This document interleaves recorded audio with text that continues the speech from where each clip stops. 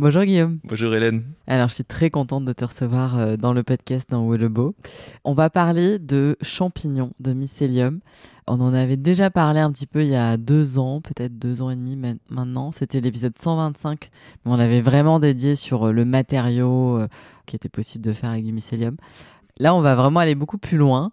Toi, Guillaume, tu es mycologue, alors plutôt autodidacte en fait. Ouais, tout à fait. On va dire que t'es le plus avisé des mycophiles. Depuis ta petite enfance, tu cherches inlassablement à comprendre les principes du vivant et à transmettre en fait leurs renseignements.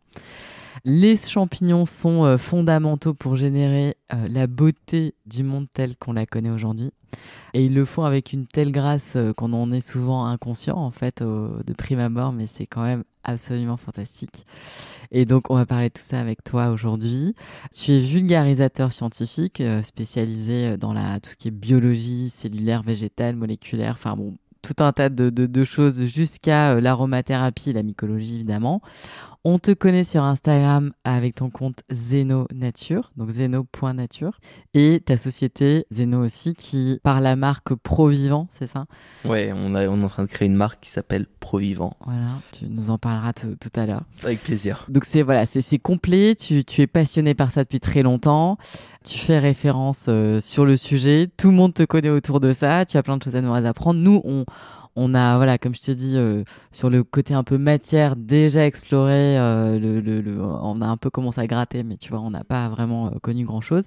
En revanche, à la Biennale Amant Vivant, avec l'association, en octobre dernier, du coup, on avait présenté le travail de deux collectifs. Un collectif qui s'appelle Aléa Work, sur le mycélium. Donc elle, c'était vraiment nous projeter, tu vois, pour qu'on se dise que peut-être que demain on va pouvoir cultiver des objets. Et du coup, il y avait notamment une chaise qui était présentée. Et ensuite, c'était Fungo Sapiens. Et donc elle travaille le cuir de mycélium beaucoup. À Toulouse. À Toulouse, exactement. Ouais. Et donc aujourd'hui, on va le prendre un peu depuis le début de l'histoire, en tout cas pour commencer cet épisode avec toi, Guillaume. Le règne fongique, c'est quoi? Quelle est son importance? Qu'est-ce qu'on lui doit? Comment on pourrait le regarder autrement aujourd'hui pour nous qui y connaissons? Enfin, tu vois, on n'est pas spécialiste du coup dans ce podcast, mais voilà. Qu'est-ce qu'on doit absolument savoir un petit peu qui pourrait nous émerveiller, nous permettre de rencontrer le règne fongique d'une autre manière? Alors il y a plein de choses qui sont absolument incroyables et vraiment fascinantes autour des champignons. Déjà, leur origine est assez mystérieuse en fait, parce que aujourd'hui, en fait, on retrace l'origine du règne fongique dans un embranchement de ce qu'on appelle les opisthocondtes. Donc des opisthocondtes proviennent les holozoaires, donc tout ce qui ressemble à des animaux, et les holomycètes, donc tout ce qui ressemble à des champignons. Et ce règne des opisthocondtes, en fait, il a 1,4 milliard d'années. Sauf qu'en fait, il y a en 2000, il me semble que c'était 2017, il y a un papier qui est sorti et qui faisait état en fait d'un organisme qui ressemblait à du mycélium fongique et qui a été trouvé en fait dans des basaltes en Afrique du Sud. Et il se trouve que ce fossile, il a 2,4 milliards d'années. Donc potentiellement, les champignons sont vieux de plus de 1 milliard d'années de la date qu'on leur donne actuellement en fait. Et cette forme de réseau, elle est absolument incroyable et fondamentale dans la compréhension du champignon, parce que la forme de réseau, c'est une forme qui connecte, et donc c'est une forme qui va permettre de catalyser les choses en transportant de la matière dans l'espace et dans le temps. Et donc les champignons, en fait, sont fondamentaux à l'émergence de la vie, parce que quand on regarde l'émergence de la vie sur Terre, la planète a environ, je sais plus, je crois que c'est presque 5 milliards d'années. La vie débute il y a 4 milliards d'années globalement. Et donc la vie terrestre telle qu'on la connaît aujourd'hui avec des organismes qui sont de grande taille, etc., ça débute finalement assez tardivement au cours du dernier milliard d'années. Et quand ça débute, c'est vraiment exponentiel. Et donc pour avoir cet effet d'échelle de la création du vivant, il faut des catalyseurs. Et les catalyseurs de notre monde sont les champignons. Donc c'est ce qui fait qu'on a beaucoup plus de points communs avec les champignons, nous en tant qu'organismes animaux, que nous en avons en fait avec des plantes. Et donc ça déjà c'est un peu perturbant parce que c'est vrai que dans notre manière de percevoir le monde finalement on donne de l'importance souvent à ce qu'on comprend et on comprend beaucoup mieux les plantes que les champignons parce que les champignons c'est un iceberg finalement la plupart du temps c'est cette forme de mycélium qui se ramifie dans le bois, sous les feuilles mortes, dans le sol, etc. Et on voit émerger le champignon que très sporadiquement en fait parce que ce qu'on voit c'est la structure sexuelle. mais la structure qu'on appelle végétative, qui elle reste en place, qui est ce fameux mycélium, eh bien le mycélium, lui, la plupart du temps, il est complètement invisible, ce qui me fait dire qu'effectivement les champignons sont tellement finalement imbriqués dans notre monde et qu'ils le créent de manière tellement intime qu'ils finissent par s'effacer dans leur propre création. Ouais, c'est beau, hein. C'est beau. Ouais, mais en fait, c'est aussi ça qui fait que voilà, il y a une partie qui est insaisissable dans l'histoire et dans ce règne quelque part, parce qu'en fait, elle nous est cachée et que peut-être aussi, heureusement d'ailleurs, qu'on n'a pas forcément accès à. Enfin, je ne sais pas si c'est une bonne chose, mais en tout cas, il y a ce côté où on en bénéficie sans s'en rendre compte. Et tu peux nous donner quelques exemples de choses que fait le mycélium pour nous à échelle et dont on bénéficie potentiellement tout le temps. Un grand exemple de ça, c'est qu'en fait, les premières plantes sont en fait des algues qui n'ont pu sortir de l'eau et arriver sur les continents que par la symbiose avec les champignons. Et donc les premières symbioses mycorhiziennes, donc myco, champignon, rhiza, la racine, cette structure hybride entre la plante et le champignon, les premières symbioses mycorhiziennes, en fait, elles datent de entre 450 et 500 millions d'années. Et ça fait qu'elles sont plus vieilles d'environ 50 millions d'années par rapport aux racines. Et donc aujourd'hui, on se dit, la plante, comment elle se nourrit? Elle se nourrit avec des racines? Pas du tout. La plante se nourrit avec des champignons. C'est parce qu'à un moment donné, il y a eu beaucoup de champignons qui ont dû rentrer en contact avec la plante que la plante s'est ramifiée pour faire un petit peu des nouveaux terminaux. En fait, si tu prends une métaphore d'un aéroport, tu vois, les avions, il faut qu'ils trouvent amarrage, il faut qu'ils trouvent un débarquement. Et donc, quand il y a beaucoup d'avions, il faut ramifier la structure. Et bien, les plantes se ramifient pour avoir beaucoup de points d'ancrage avec les champignons. Ah oui, d'accord. Est-ce que tu vois, j'avais interviewé dans Où est le bon il y a peut-être 2 ans maintenant, Pascal Pot, un maraîcher dans le sud de la France qui, Tout à fait, ouais. tu vois, arrose pas beaucoup, en tout cas au tout début uniquement, et en fait il fait confiance à tout cet écosystème, voilà, merveilleux, qui nourrit aussi beaucoup, parce qu'il nourrit vachement son sol. Et donc moi, je me disais, mais comment, si tu veux, c'était l'occasion avec lui de découvrir à quel point le rôle du mycélium est énorme dans l'alimentation. Tout à fait. Tu peux peut-être dire 2 mots du coup si tu connais bien son travail et l'expliquer au prisme avec ce projecteur-là de toi, expertise. Ouais, en fait, il y a une notion émergente qui est très intéressante dans la biologie qui s'appelle l'holobionte. Et donc l'holobionte, en fait, c'est l'organisme, macro-organisme qu'on va percevoir et la somme de ces symbiontes microscopiques. Donc pour nous, êtres humains, ça va être par exemple notre microbiome qui est fait de plein de bactéries, etc. Mais la plante a également un microbiome et dans ce microbiome, il y a énormément de fungi, donc de représentants du règne fongique, de champignons si on veut vulgariser à l'extrême.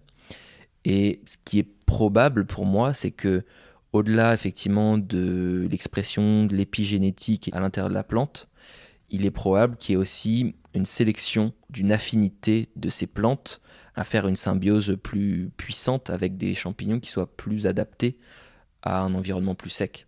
Parce que les champignons sont les premiers êtres symbiotiques avec les algues qui ont permis l'émergence de ces algues sur Terre.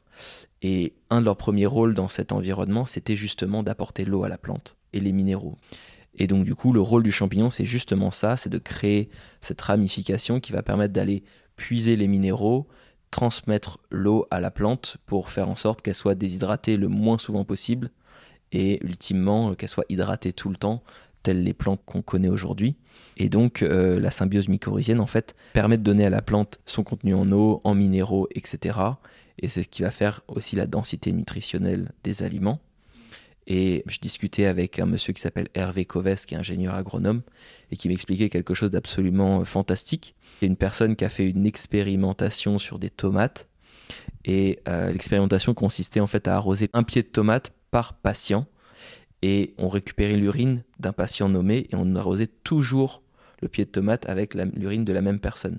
Et ce qui se passe, c'est que la personne en question était déficitaire de certains minéraux, certains oligo-éléments, et par peut-être l'action du mycélium, par l'action des bactéries, etc., la plante sent quels sont les minéraux qui manquent. Et donc elle active probablement son microbiome pour faire en sorte que les éléments qu'elle va puiser sont les éléments qui manquent à la personne. Et donc si la personne est déficitaire en zinc, en fait on trouve que la tomate qui a été arrosée avec son urine, elle va être plus riche en zinc. C'est dingue. Et est-ce que on sait si le mycélium réagit aussi à, tu vois, au son ou à d'autres choses Absolument. Il y a un chercheur qui a fondé un laboratoire à Bristol qui s'appelle Andrew Adamatsky. Et en fait, il travaille énormément sur le côté sentient en fait, du mycélium, donc cette capacité sensorielle du mycélium, qui en fait est équipée à peu près des mêmes capteurs que nous. Donc il a des capteurs visuels en fait qui vont capter les photons. Il a des capteurs olfactifs donc qui vont ressentir les odeurs. Il y a également des récepteurs mécaniques donc qui vont sentir la pression, les variations de pression. Le mycélium est presque câblé comme nous, à la différence que nous, les réseaux que sont nos systèmes vasculaires, nos systèmes nerveux, on les a internalisés dans notre corps et qu'en fait, pour le champignon, ces réseaux-là sont son corps. Donc le champignon, effectivement, est sensible au son. Et il y a eu notamment des essais de culture où on diffusait de la musique et on s'est rendu compte qu'il y avait certaines fréquences qui favorisaient la rapidité d'émergence du fruit, donc du champignon qu'on va manger la plupart du temps, et également la quantité de ces champignons-là. Et donc c'est ce qui fait dire aussi à Paul Stamets, fameux mycologue américain, qu'il y avait aussi une part presque scientifique de tous les rites des tribus avant, en fait, où on remerciait la terre en dansant, en chantant, et en fait en piétinant le sol, en tapant sur des tambours, etc. Finalement, on crée une onde qui se propage dans le mycélium, et si le mycélium pousse de manière optimum, il va transmettre ça aux plantes, et puis les plantes, elles vont transmettre ça à leurs fruits, et puis les fruits vont être mangés par des animaux, et ultimement, ça va finir par nous revenir. C'est hyper beau, et je lisais là un livre, ça s'appelle La Diagonale de la joie de Corinne Sombrin, et c'est vraiment sur ce qu'elle a fait beaucoup d'expériences chamaniques. Et ça rejoint un petit peu ce que tu dis avec voilà, cette sensation de quelque chose qui nous revient.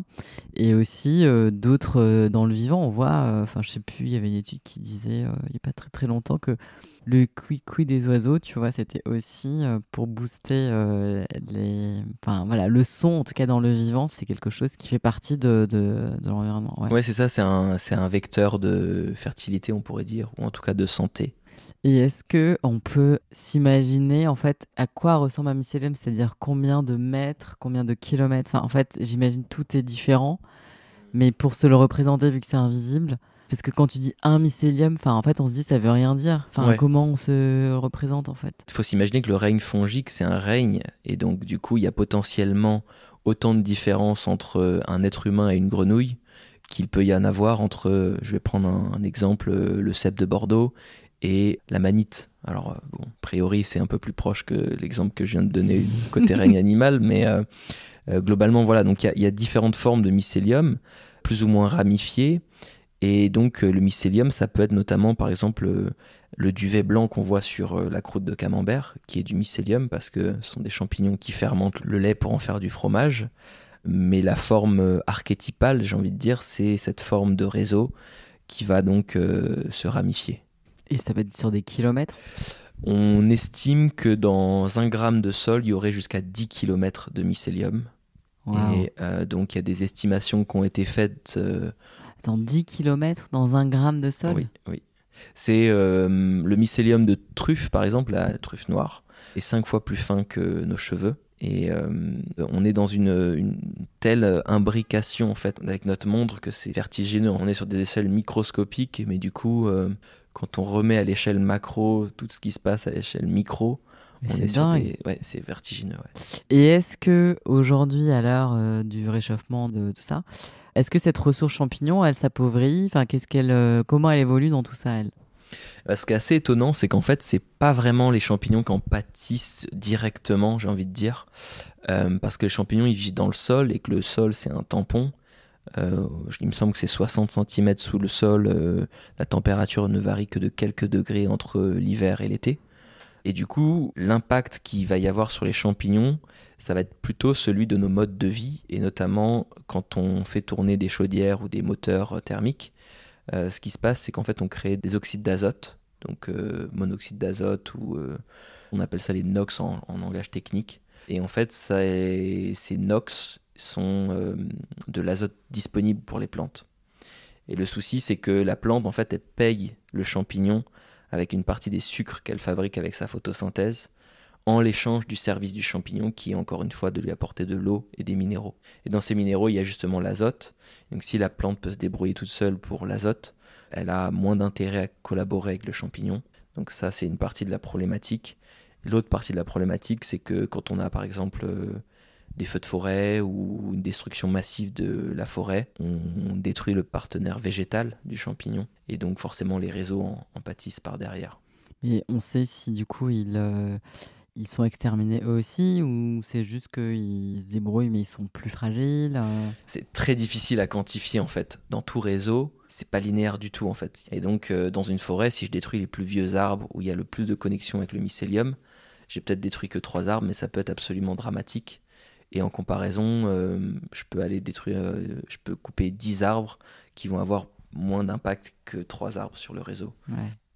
Et ça, c'est des réseaux qui sont locaux, tu vois, à l'échelle de, je sais pas moi, d'un petit territoire où en fait on ne sait pas si finalement le mycélium orchestre un truc au niveau du monde entier. Enfin, tu vois.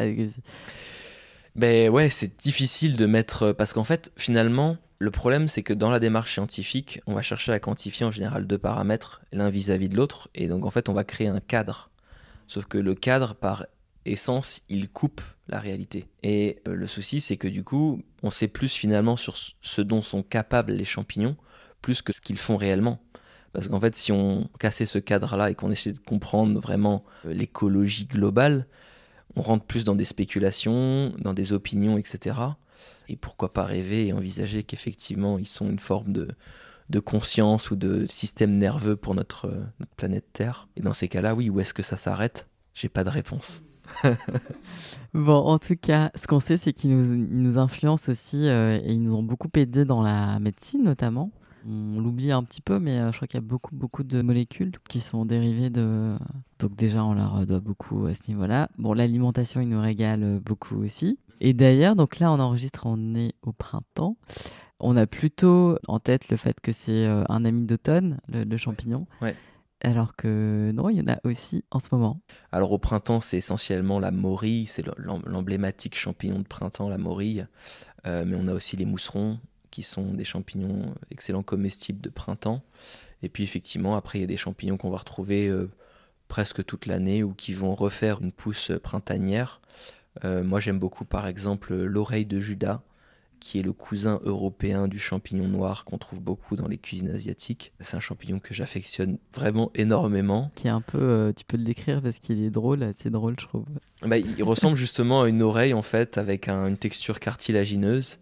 Il n'a pas beaucoup de goût, mais j'ai vu des trucs incroyables. J'ai pas encore testé, mais il y a des gens qui le déshydratent, qui le réhydratent dans une liqueur de fruits, et ensuite qui l'enrobent dans du chocolat pour en faire des bonbons. Oh là là. Donc tu vois les Haribo Ouais. bonbons gelés là, bah, en fait tu peux faire ça avec des champignons quoi. Trop drôle. Bah écoute, tu partageras ça sur Instagram si jamais tu testes et que tu trouves ça délicieux, j'imagine. Tout à fait, ouais, je ferai une vidéo dessus. Et ça se cultive beaucoup ou en fait, parce que là tout le monde parle du mycélium, enfin on parle beaucoup du mycélium aujourd'hui, ça y est, il y a plein de... Mais quel est le biais par rapport à cette notion de on va le cultiver ? Bah, en fait, ça dépend de l'écologie du champignon en question, parce que justement, les champignons mycorhiziens qui rentrent en symbiose avec les plantes, ce qui se passe, c'est qu'il y a un dialogue très complexe. Avant que le partenariat vraiment se forme entre la plante et le champignon, il y a un dialogue très complexe entre les deux parties, et aussi tous les micro-organismes en fait, qui vivent dans le sol.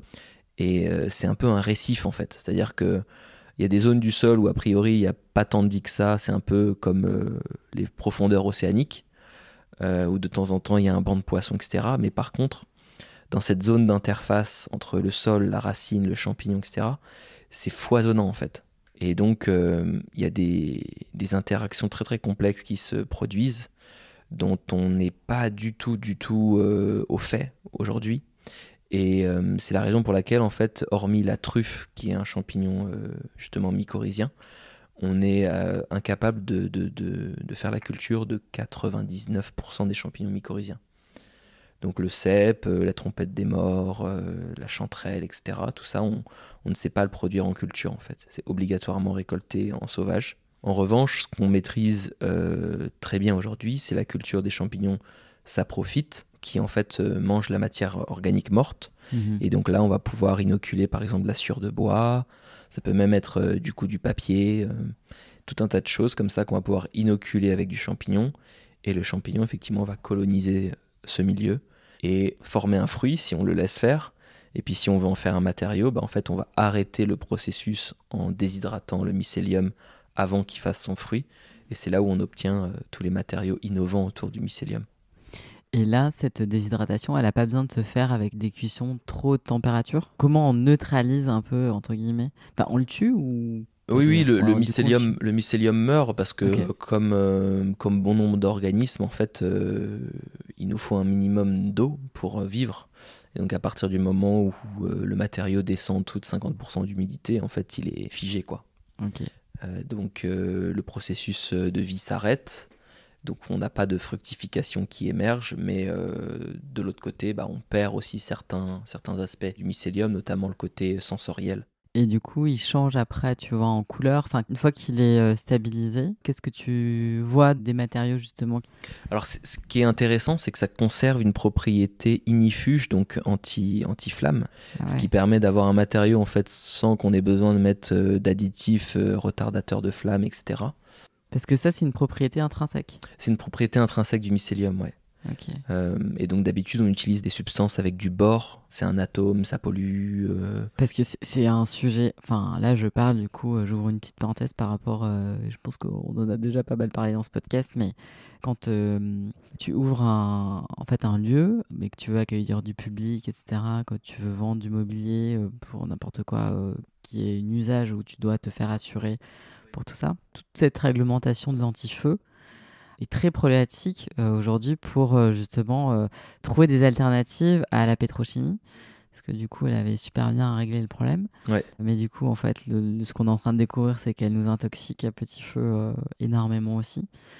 Et donc là, je trouve que c'est enthousiasmant et encourageant quand on voit que finalement, le vivant nous a pas attendu, enfin fait ça ailleurs bien mieux que ce qu'on pouvait peut-être l'imaginer jusqu'à présent. Et peut-être qu'il va falloir aussi faire des ponts entre des choses qu'on n'envisageait pas.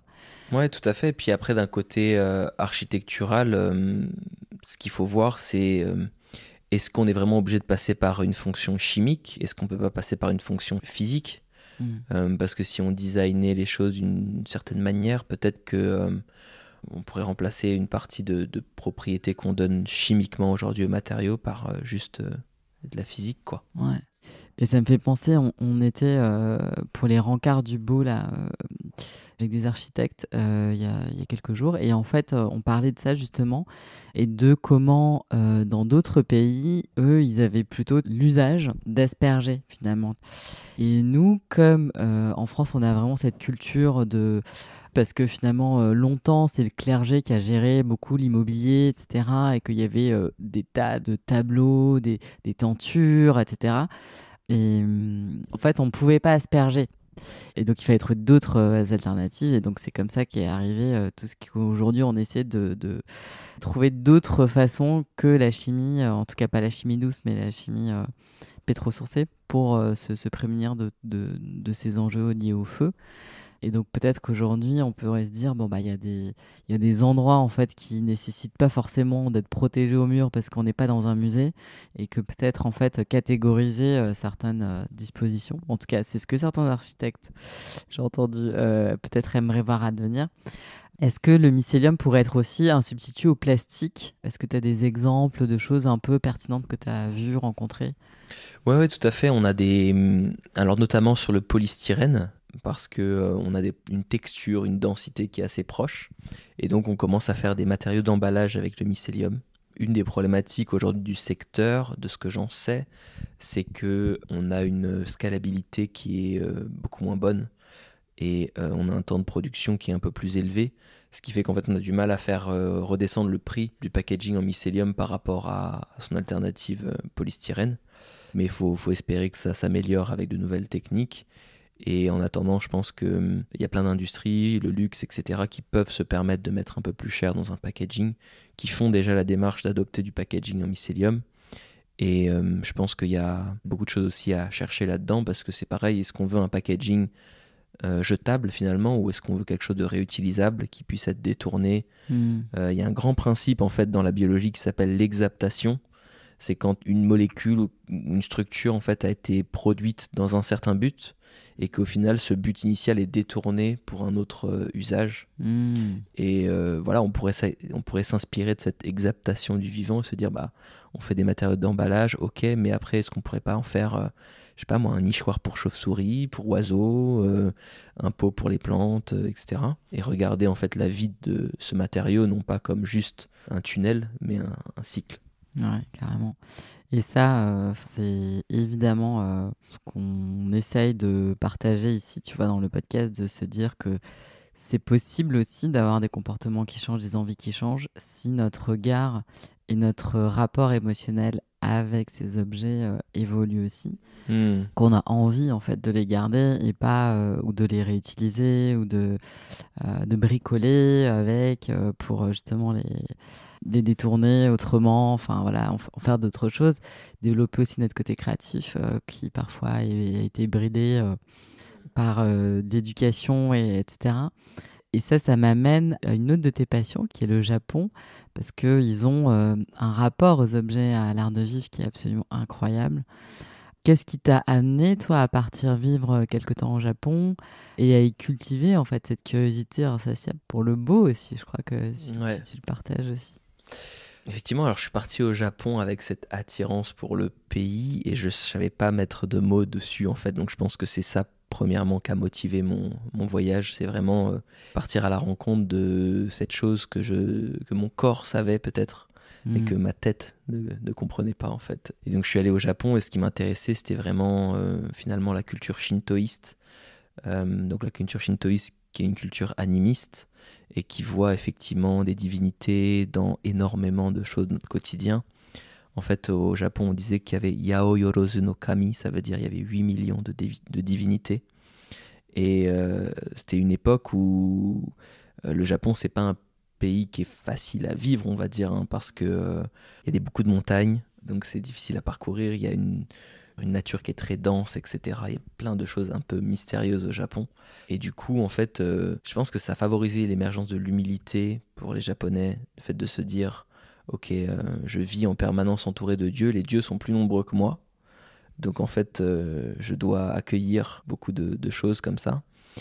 Donc le Japon m'a énormément inspiré, marqué. C'est une culture qui m'habite encore en fait. Tu y retournes d'ailleurs dans pas longtemps, je crois. Ouais, j'y retourne pendant un mois là, à la campagne. Et est-ce que les arts traditionnels japonais, toute cette essence du sacré, toutes les cérémonies, toute la manière dont ils ont aussi de célébrer la nature, enfin tu vois, les saisons, tout en fait. Ouais. Comment est-ce que toi, enfin, qu'est-ce que tu en as ressenti? Est-ce qu'il y a quelque chose qui est, parce que tu as été au contact d'eux bien plus que nous peut-être, est-ce qu'il y a quelque chose qu'ils en tirent qui est un peu un art de vivre qui unifie? Qu'est-ce que tu as perçu? Ouais, il y a un mot que les Japonais ne prononcent que très rarement, voire jamais, mais qui est fondamental en fait à leur vision de l'esthétique, c'est le wabi-sabi, qui est dérivé du bouddhisme zen.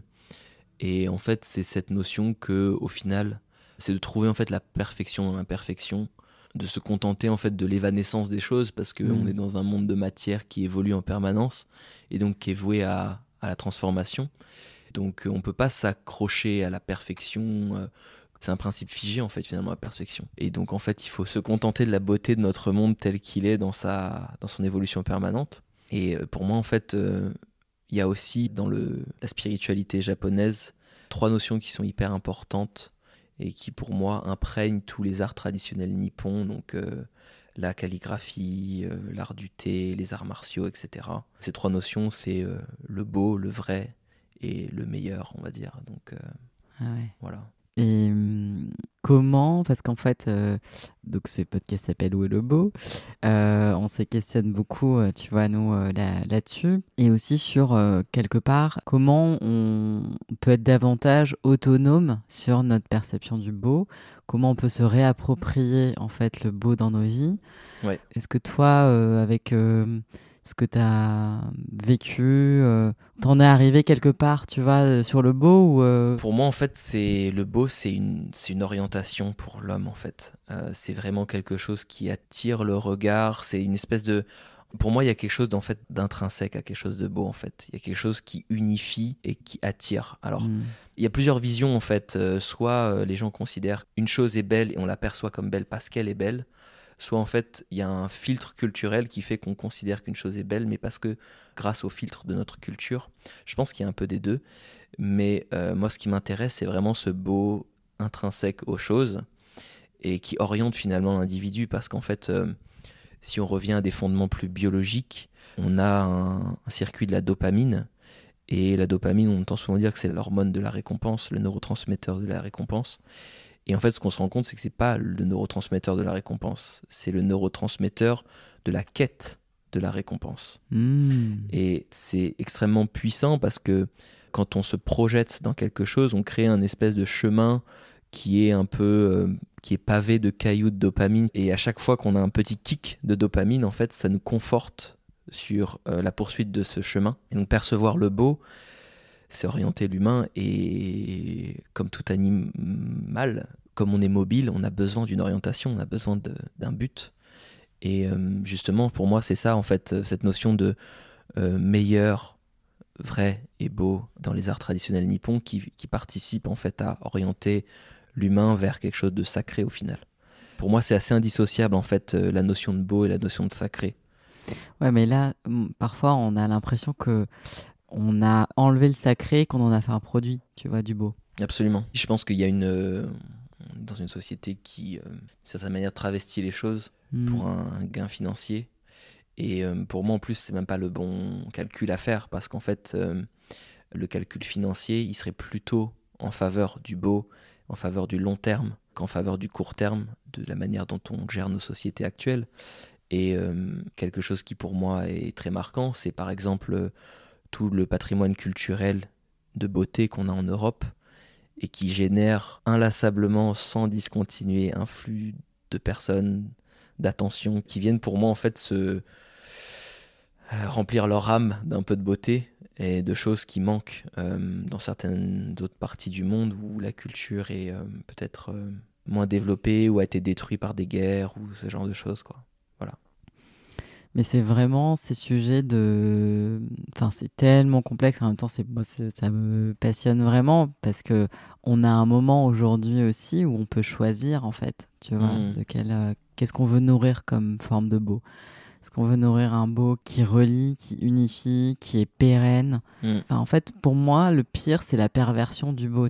Et parfois, je trouve que sur le chemin, on est de moins en moins emprunt à se faire avoir, parce qu'on essaie de se connaître davantage quand on est aussi dans cette quête. Et donc, on est plus aventurier sur nos goûts aussi. En tout cas, moi, je parle pour moi là, je me rends compte que tout à l'heure, tu parlais du filtre de la culture et de l'environnement dans lequel on a grandi, on baigne, les publicités qu'on voit, tout le contenu qu'on consomme et toutes les images qui nous arrivent en permanence. Et en fait, on est surpris quand on se laisse un peu, quand on fait un espèce de lâcher-prise sur ce chemin du beau, celui qu'on ressent vraiment avec le cœur, tu vois, celui qui fait qu'il y a un truc qui vibre et qu'on n'explique pas. Et ben, on se surprend à aimer des choses qu'on n'aimait pas du tout avant, ou même d'une certaine beauté qui peut frôler avec le moche. Donc c'est vraiment, il n'y a pas de règles, c'est que de la découverte, je trouve, ce chemin-là. Et en même temps, il y a une grande satisfaction, enfin, comme si finalement on arrivait à un espèce d'équilibre. Après, on voit davantage en chaque chose, un espèce d'équilibre. On n'est plus en attente d'un shoot, tu vois, énorme. Parce qu'on perçoit différentes strates et différentes formes, en fait. Absolument. J'ai l'impression que la dernière phrase que tu disais, c'est qu'en fait, tu peux voir une sorte d'essence transversale au beau. Et donc, en fait, au lieu de voir juste le matériel qui est en face de toi, tu vois l'essence de la chose, qui au final, c'est elle qui t'apparaît comme belle et pas nécessairement juste l'objet. Effectivement, même si l'objet peut, d'une certaine manière, frôler le lait, t'apparaît comme beau parce que tu perçois l'essence des choses, quoi.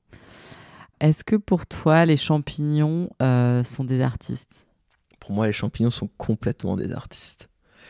Et tout bêtement en fait, mais en général quand il y a un artiste qui est assez prolifique, on dit qu'il est connecté.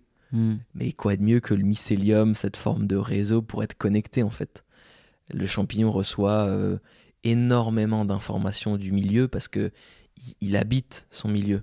Il est en contact à la fois avec le bureau et avec l'atmosphère, et puis il occupe tout cet espace.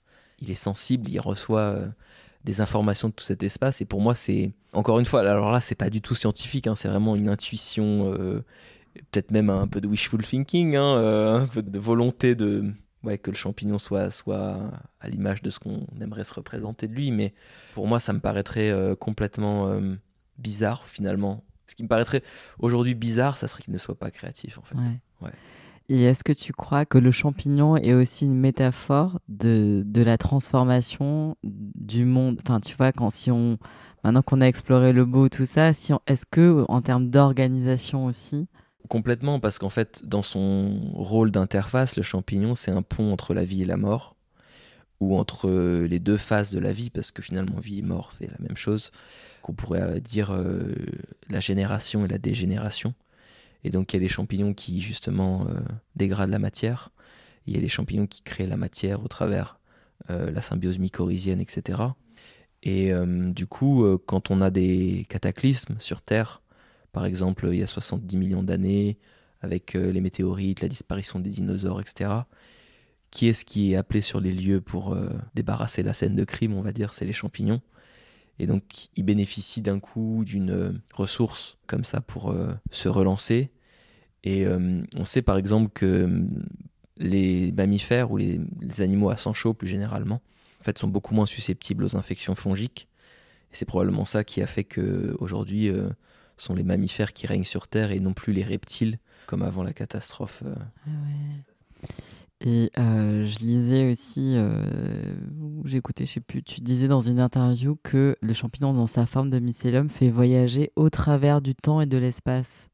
Oui. Au travers du temps et de l'espace, donc après c'est les sels minéraux, l'eau, enfin tout ce qui participe à l'unition du vivant, hein, ce qui fait voyager. Mais ça m'a interpellée au travers du temps et de l'espace. Est-ce que là, au moment où nous, on est aussi en train de se questionner sur comment on s'organise, comment on perçoit le temps, est-ce qu'on a des enseignements à tirer peut-être ou des petites choses à savoir de ce que le mycélium fait par rapport à ça? Oui, alors ça va être des enseignements de l'ordre de la morale, hein, pas forcément de l'ordre de la science. Et je pense que déjà à partir du moment où on rencontre un être comme ça, qui fait ce pont entre le temps et l'espace dans la matière, il y a quelque chose d'hyper intéressant à creuser sur le point de vue structurel, organisationnel. Parce que du coup, forcément, ça parle de pérennité, ça parle d'efficacité, ça parle de connexion. Et en fait, ça donne un ancrage scientifique, une base de réflexion pour tous ces sujets, qui moi en fait c'est probablement ça qui m'intéresse le plus en fait chez les champignons. Utiliser les champignons comme une base de réflexion pour transformer notre monde et connaître effectivement après une série de faits sur les champignons, de savoir qu'ils ont participé à l'émergence des plantes il y a tant de millions d'années, etc. Ça c'est intéressant, mais fondamentalement je pense que l'humain vit dans un monde de morale parce qu'on est obligé d'apposer en fait un jugement sur les choses, que la réalité des faits est trop complexe, que je pourrais te décrire là, je sais pas moi, la texture du canapé, etc. Mais en fait, je le fais pas parce que je sais que là, ce qui prime, l'importance que je dois donner à mon discours, c'est de parler des champignons et de regarder dans les yeux pour savoir si la discussion qu'on est en train d'avoir, elle a du sens. Et voilà, avoir du sens, c'est déjà un principe moral en fait. Et donc on peut pas faire nos choses pour nous uniquement, on doit considérer le groupe. Et du coup, on doit donner un sens moral à ce qu'on fait. Et c'est là où on retrouve du sens, en fait. Quand on aligne à la fois nos besoins primaires, d'être nourri, d'être logé, etc., nos besoins émotionnels, de se sentir enveloppé dans un groupe utile, et puis nos besoins moraux, où on sait qu'on contribue à quelque chose qui va nous dépasser, en fait. Ça veut dire que sur ce chemin aussi, on est invité à ressentir davantage, peut-être? Absolument. Pour moi, c'est une évidence parce que si on reste dans les faits et dans la science, on peut s'éparpiller. Et puis on voit bien, les faits ne parlent pas d'eux-mêmes. Par exemple, moi je m'intéresse beaucoup à la nutrition. À la nutrition, aujourd'hui, vous pouvez aller voir, peu importe un nombre d'experts proclamés tel que vous le souhaitez, ils vont tous avoir un point de vue différent sur des faits qui sont plus ou moins existants en nutrition. Il y en a certains qui vont avoir une tendance, on va dire, pour le véganisme et qui vont vous dire non, non, il faut absolument pas manger de viande, les graisses saturées, c'est pas bon. Et puis il y a un autre qui va vous dire non, il faut manger de la viande, il faut manger des graisses saturées parce que sinon votre thyroïde elle va s'essouffler. Les graisses saturées, ça sert à faire les hormones stéroïdiennes. Vous en avez besoin pour l'œstrogène, la testostérone, le cortisol, etc. Et donc en fait, on peut se perdre dans les faits. Comme tu dis, peut-être qu'en fait, on peut aller voir plein d'experts, etc. Mais peut-être qu'il y en aura un quand il va nous partager sa vision qui va, je sais pas, tu vas résonner avec nous. Et là, on va se dire, ah bah, peut-être que pour le moment et pour moi, et c'est peut-être pas vrai pour le voisin, machin, mais c'est peut-être ça qui résonne le plus. Et puis, je le fais sans m'y attacher trop, parce qu'en fait, c'est aussi ça. C'est parce que là, voilà, ce qu'on traverse, c'est compliqué. Parfois, on doit faire des choix, on doit, surtout quand on est en quête de sens.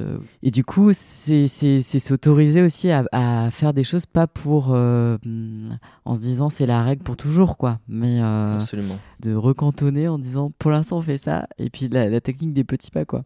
Ouais, tout à fait. Et on n'en a pas parlé, mais en fait, moi, j'ai quand même l'impression que c'est lié avec la quête du beau, mais c'est l'amour, tu vois. Mmh. Cette énergie. Et en fait, avoir ça sur sa boussole, ça nécessite d'enlever des choses qui parfois ne nous appartiennent pas et de traverser aussi nos peurs. Et donc, c'est vrai qu'on n'est pas trop habitué déjà à voir les choses comme ça. Et ça, voilà, je pense que les partages sur le beau, sur des choses qui nous passionnent, enfin, tu vois, ce que tu fais avec ton compte Instagram, ce que tu vas aussi faire dans les livres que tu es en train de finaliser, dont tu vas nous parler. Ça, c'est de la nourriture que nous, on peut choisir quand ça fait sens pour nous, quand ça résonne. Certains diront quand ça vibre. Enfin, tu vois, voilà, on met les mots qu'on veut, mais il y a personne d'autre que nous qui avons en fait aussi ces clés et ces choix pour naviguer et savoir ce qui nous va. Tu peux nous dire 2 mots des livres qui sont... Alors, ça va se succéder, c'est pas sur les mêmes thèmes. Oui, c'est un peu différent, effectivement. Donc j'ai un premier livre à paraître en septembre chez Albin Michel. J'ai pas encore le titre, mais ce sera un livre, en fait, un voyage un peu transversal sur le monde fongique. Et donc, a priori, on est sur 6 chapitres avec une présentation un peu physiologique, ensuite une présentation des rôles écologiques. On va parler également de la psilocybine, avec toute une notion justement morale du voyage psychédélique, etc. On va parler également des technologies fongiques, donc un peu de mycomatériaux, etc. Et puis on va se poser la question, est-ce que les champignons sont nos amis ou nos ennemis? Et je pense que les auditeurs du podcast ont déjà compris que c'est ni l'un ni l'autre. Ouais. Et donc ça, c'est le premier qui sort en premier. Absolument. Donc tu nous tiendras au courant sur ton compte Instagram. Et ensuite, il y en a un second. Ouais, alors ce sera aux éditions Ulmer et ce sera un guide pratique sur les champignons médicinaux et à usage, mais plus médicinaux. Ok, super. Et sinon, d'ores et déjà, tu as fait un cours sur Sator? Absolument, ouais, j'ai fait un cours sur Sator avec notre ami Pierre. Pierre Gilbert, ouais, qui est le fondateur de Sator. C'est ça. Tu peux expliquer peut-être en 2 mots ce que c'est Sator et qu'est-ce qu'on y trouve dans ce cours? Ouais, absolument. Donc Sator, c'est la plateforme des savoirs d'avant-garde. Et donc l'idée, c'est d'accélérer justement la transition de notre société vers un monde qui soit plus sain pour tout le monde. Et donc ça passe par en fait, la connaissance de tout un tas de domaines. Il y a des cours sur la comptabilité de demain, et des cours sur l'amour, et des cours sur différents sujets, dont mon cours sur les champignons. Et donc c'est 9h30 de cours sur laquelle on part encore une fois de manière assez transversale pour y explorer le règne fongique. C'est à chaque fois des sessions d'une 30aine de minutes. Ouais. Donc ça permet de suivre Ouais, la c'est un chose peu petit comme à une petit. série Netflix en fait. Enfin, ça se regarde un peu comme des épisodes d'une série, ouais.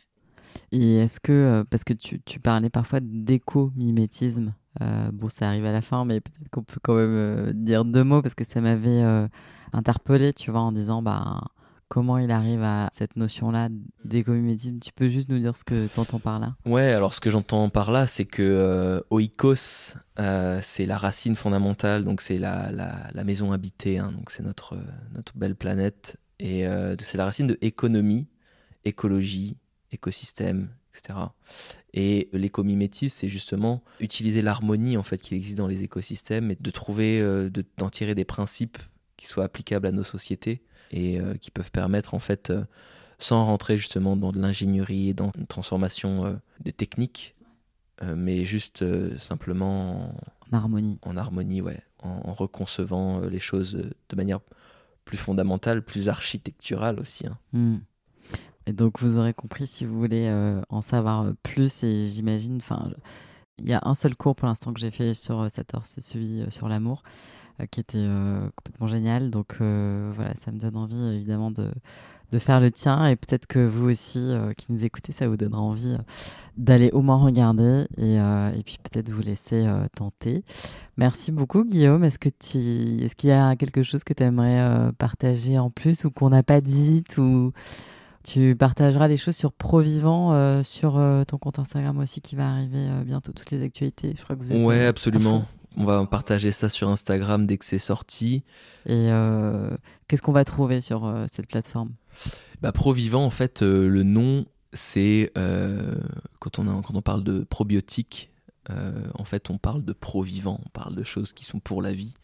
Et la philosophie, en fait, derrière tout ça, c'est de commercialiser des produits qui soient fabriqués dans une optique qui soit fondamentalement respectueuse du vivant, mais plus que ça, même régénérative du vivant.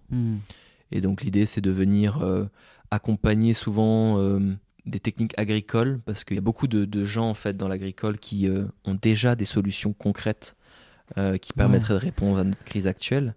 Des produits délicieux, des choses... ouais. Et ces gens-là, en fait, sont des geeks, des passionnés de leur sujet.